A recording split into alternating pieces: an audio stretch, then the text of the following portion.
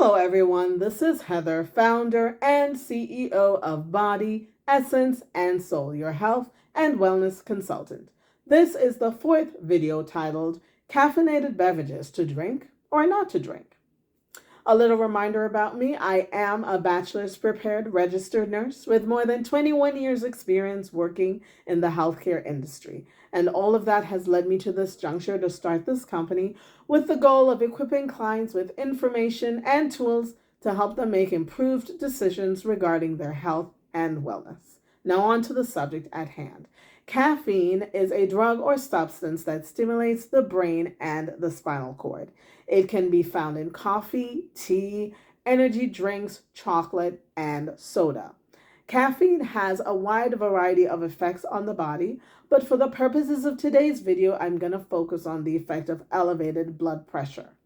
One caveat, though, is that elevated blood pressure can also be caused by stress, significant weight gain, and consuming foods very high in sodium. Now back to blood pressure as it relates to consuming caffeinated beverages. Someone who consumes caffeinated beverages regularly over an extended period of time could be walking around with elevated blood pressure unbeknownst to them. And it ends up taking a random visit to the doctor's office or the urgent care to reveal that their blood pressure is almost through the roof. At that point, their primary care physician does his or her diligence to confirm the diagnosis of hypertension, also known as high blood pressure. And at that point, the doctor usually prescribes a blood pressure medication. Unfortunately, taking the blood pressure medication over an extended period of time can lead to kidney failure, as that is a side effect of several of the blood pressure medications. Also, walking around with elevated blood pressure unbeknownst to the patient, therefore it is untreated, can in and of itself also lead to kidney failure. The other effect is a patient may notice that their legs, ankles, and or feet are beginning to become swollen.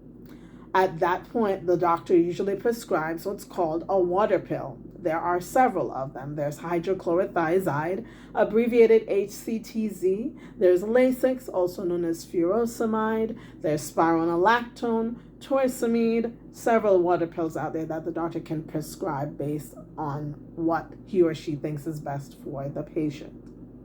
A third negative effect of consuming caffeinated beverages regularly over an extended period of time is what's called an aneurysm. Now, a baby aneurysm is referred to as an ectasia, E-C-T-A-S-I-A. And an aneurysm is basically a weakening of an artery, and it's also known as an outpouching. Now, that weakening or outpouching can grow over time, and it grows from the ectasia stage to become a full-blown aneurysm. The aneurysm, as you can imagine, that area is weaker in the artery, and unfortunately, it can rupture. The rupturing of an artery is a life-threatening emergency. Now, based on what I've just discussed, there are several reasons why those who are listening would want to make some different choices in making sure that their blood pressure stays normal so that they don't have to go the route of medication, or if they do go the route of medication, it's not long term, and you want to make some choices to get some control over your blood pressure. I would recommend that those in the hearing of my voice seriously consider weaning themselves off of caffeinated beverages and caffeinated snacks, having them probably once in the bluest of moons, not having them regularly, so that you can get your blood pressure under control and not rely on blood pressure medication for the rest of your life, which, as I've mentioned before, can lead to kidney failure. So alternatives would be herbal teas. And when I say herbal, I mean truly herbal, where you're actually seeing the leaf that you're brewing to drink. You want to be sure that it's really a herbal tea. You want to see the mint if you choose to do mint tea. Or you can make ginger tea yourself. Grate the ginger, strain it, brew it, and drink your ginger tea. Of course, you'll need to sweeten it for those who want sweet tea. For those who can drink tea without sugar, fine, you drink it without. Also, you can consider drinking cinnamon tea, and you can use that by brewing cinnamon sticks. Interestingly enough, cinnamon sticks are naturally sweet. So when you brew them, pour some boiling hot water on them, cover it in the cup, and let it sit there for a bit. When you drink it, you'll taste that it's naturally sweet.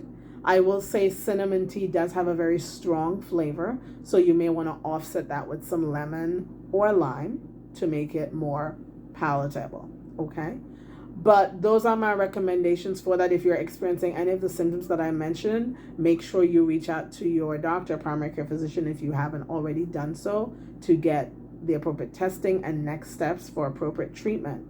Also, if you'd like to discuss what I mentioned further, with the goal of getting additional information to make improved decisions regarding your health on this subject matter, I recommend that you reach out to me. You'll see my email in the description below, and you will also find a link there where you can schedule a free consultation with me, okay?